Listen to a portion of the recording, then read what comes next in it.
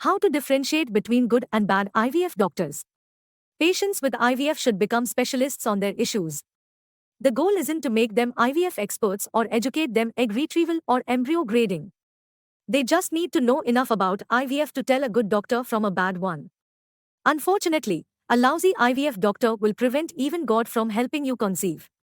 However, if you go to a good IVF specialist, you may rest assured that you've received high-quality medical care, done your best, and explored all options in your search for a baby.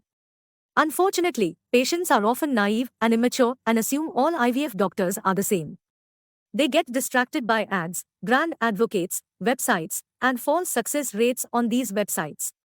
Unfortunately, people aren't intelligent enough to recognize the difference between truth and lie, and they underestimate their ability to understand what happens throughout an IVF cycle because they believe what the doctor says. This is partly because our education system teaches us to defer to authority. Doctors know what's best, and patients shouldn't question doctors since half knowledge is hazardous. Doctors are paternalistic and take offense when patients ask questions or contradict their decisions, which contributes to this problem.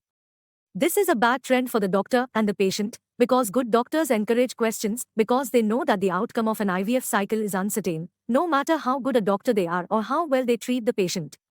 They do this proactively so that the patient has realistic expectations and knows exactly what's going to happen. This reduces anxiety and, more significantly, boosts doctor-patient trust. Bad IVF physicians take a different method.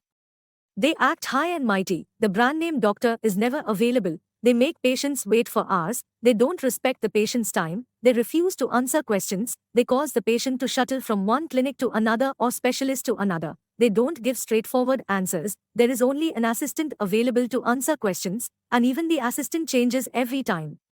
However, the senior doctor is never available, thus many patients waste 2-3 hours and don't know what's next.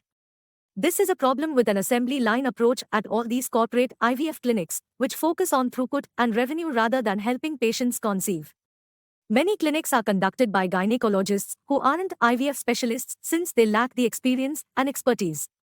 They try to borrow it, which means they refer their patients to another clinic for egg pickup or embryo transfer because they don't have their own IVF lab. This obviously lowers IVF success rates dramatically because IVF requires extremely close coordination between the clinic and the laboratory, and any clinic without a full-time IVF lab will never provide good results. Doctors keep this information from patients, and they find the reality after the IVF cycle fails. Therefore, you must be proactive and ask all these questions. Where is your IVF lab? Is your embryologist full-time? Do all patients receive embryo photos? Do you only transfer blastocysts?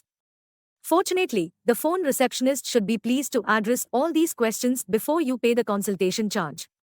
You can also receive answers via email, and if they refuse to answer these basic questions, answer no or say, please come to the clinic and talk to our doctor. That's a red signal since it signifies you're in a terrible IVF facility.